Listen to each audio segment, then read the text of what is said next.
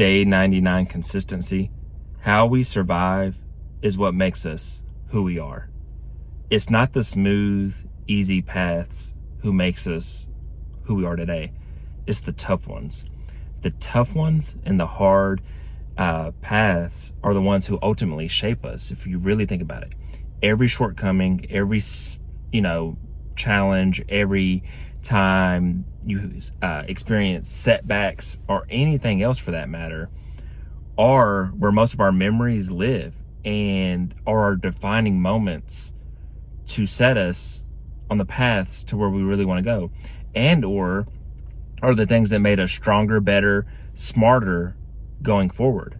Because the pain, the challenges, the setbacks, those are the times where we learned. Those were the times where we got burnt by fire. We touched the stove that was hot that our grandma told us not to touch. And we touched it once and it did hurt for that time being. But it showed us a way to be smarter, to be stronger, to not touch it again, to not learn the same old lessons again. And we're able to look back at those times like, yeah, that heartbreak was horrible, but it told you and showed you what true love could really look like one day. And maybe it did. That betrayal hurt really bad, but it showed you what loyalty looks like. It showed you what a real friend might look like in the future. You know, those hard times being broke, being homeless sucked, but they show you what it helped you appreciate the home you do have. Even if it's still not that $1 million mansion, it might be more of a casual home. It might be still, you might still be sharing a room with a sibling or a cousin or something. You might still be sleeping on a bed that's not super comfortable. You might be sleeping in a den or on somebody's couch, but that's better than being homeless. And then once you get your dream home, that's going to be way better than sleeping on the couch or sharing a room or the casual house. But until you see that and get to experience the worst or the bottom of the bottom, rock bottom, you don't really get to see, have that perspective. Being dead broke. Now you appreciate those 40 hours that you used to complain about, because getting fired or needing to have having so much stress that you quit your job, or at one point being homeless or being forced to become homeless. Now that 40 hour in that warehouse isn't so bad. That 40 hours at the job that you get bored at or complain about being at the computer all day isn't so bad. And, hot dogs, oatmeal, Vienna sausages, fried bologna sandwiches, all that stuff's not so bad when you're real hungry or when you've been forced to eat it. But it also helps you appreciate the steak dinners much more. It helps you appreciate the fact that you can DoorDash something every now and then. Like, too many times we have to remember the times we survived, the hard times. They shape us in who we are too. They help define you. They help build you. They help you become stronger, more mentally resilient to things that would have destroyed the old you. And I think too many times we don't appreciate them or think about them or even cherish them. Like, it's okay to cherish hard times. It really, really is. Some of the best meals I remember were eating ramen noodles and drinking Kool-Aid with my cousins as a kid. But I didn't know we were poor. I didn't know we were lower income because we were kids, and there were still laughs being had as we ate those noodles. But there's people that can eat $100 dinners that are still lonely or not as happy, or maybe they have a job making $100K a year, but they're not happy making that $100K because they're so stressed out by their job, or maybe they went through a divorce, maybe they lost their family, maybe they don't see their family in order to earn that $100K. I think too many times we lose perspective of what real life really looks like and what peace really is, which is happiness. Happiness is peace.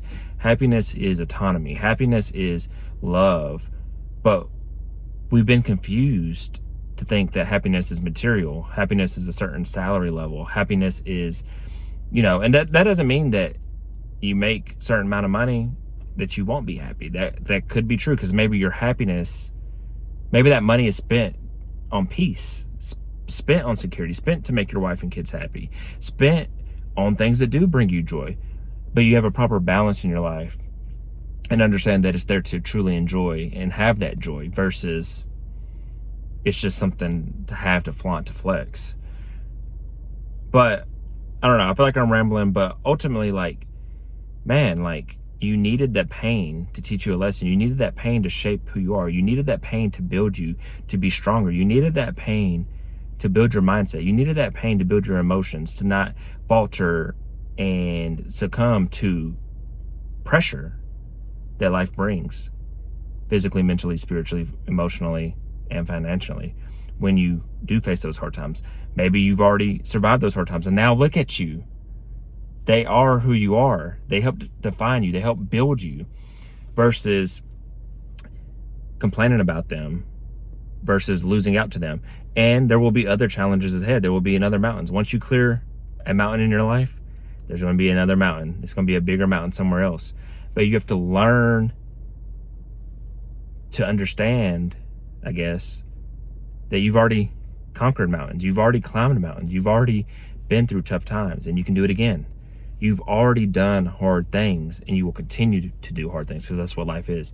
And you'll appreciate it, and you'll look back and laugh, because all your memories are going to be the times you overcame the hard times. They're going to be the times you overcame them. They're going to be the times you went through them. They're going to be the stories you tell with your friends, family, other people that went through them with you, or remember the times you went through them. When professional athletes get drafted into their sport to become a pro athlete, they talk about their hard times. They talk about when they were homeless. They talk about when they lost their parent. They talk about when they shared a bed with 6 of their cousins. That's what they talk about. They don't talk about, oh yeah, in high school and in college this happened. No, they share the stories of when they were at the bottom.